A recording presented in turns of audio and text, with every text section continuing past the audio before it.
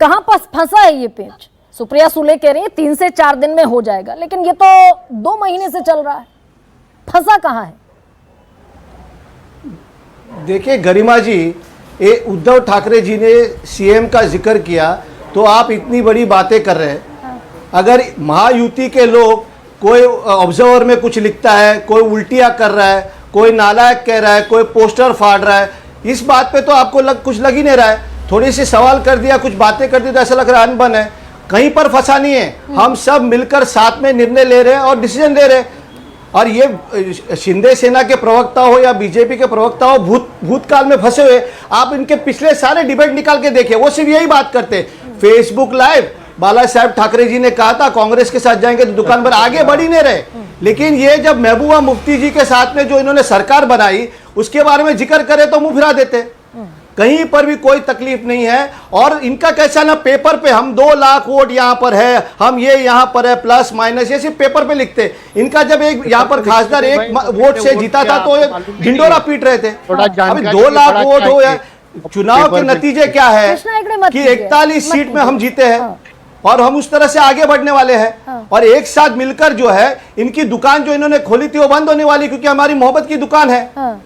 तो बात करने के लिए कुछ भी कहते रहेंगे, एक दूसरे के साथ ये कहेंगे, लेकिन जिक्र जब उनकी करते हैं तो क्लाइड, देखिए अनबन तो महायुति में रास्ते पर उतर आए हो क्लाइड, क्योंकि बहुत प्रखर और बहुत इस तरह का सवाल नहीं आता है। हम साथ में हैं। सुनिए गरिमा जी, आप शब्द ना डाले। हाँ क्लाइड, एक सेकंड, बहुत टेढ़ा सवाल कोई एनसीपी की तरफ से आया नहीं। शरद पवार ने भी कह दिया भाई शांति से कर लेंगे, सुप्रिया सुले भी कह रही है सवाल करती हो ना गरिमा जी, तो सवाल का जवाब सुनिए, क्योंकि जब आप बात करते मुझे कुछ सुनाई नहीं दे रहा है, मुझे आपका सवाल सुनाई नहीं दे रहा है। आप मेरा सवाल का जवाब सुन लीजिए पहला। हाँ चलिए कह लीजिए भाई। आप फिर से दोहराइए, मैं चुपचाप सुनता हूँ। हाँ नहीं, मैंने फिर से दोहराइए सवाल।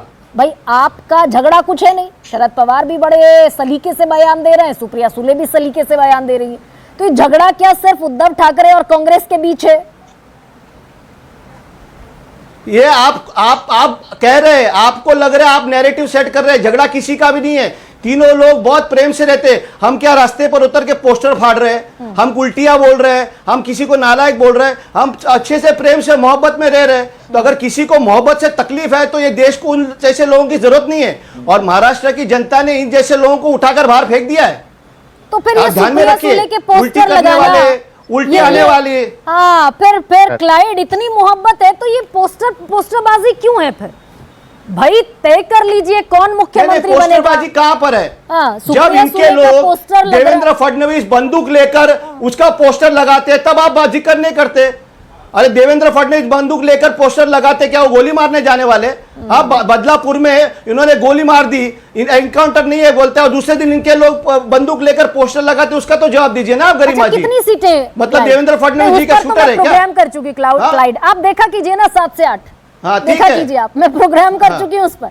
लेकिन ये बताइए, नहीं आपका अब देख रहा हूं मैं प्रोग्राम, लेकिन आप भी हम सवाल करते हो, सवाल सुना कीजिए, हमारे सवालों को सुना कीजिए आप भी ना, थोड़ा आप भी ध्यान दीजिए। ठीक है क्लाइड, 53 से 54 सीटों की डिमांड है, ऐसा ही कुछ है ना? नहीं सीटें कहाँ, आपको कहां से खबर मिलती है? हमें बताइए भाई, हम भी पूछे उनको।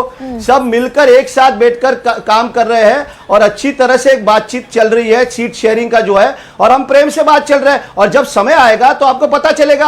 आप भी क्यों इतने घाय में हैं? उनके महकमे में डर है तो आप क्यों डर रहे हैं उनके साथ में? रहने दीजिए ना। संदीप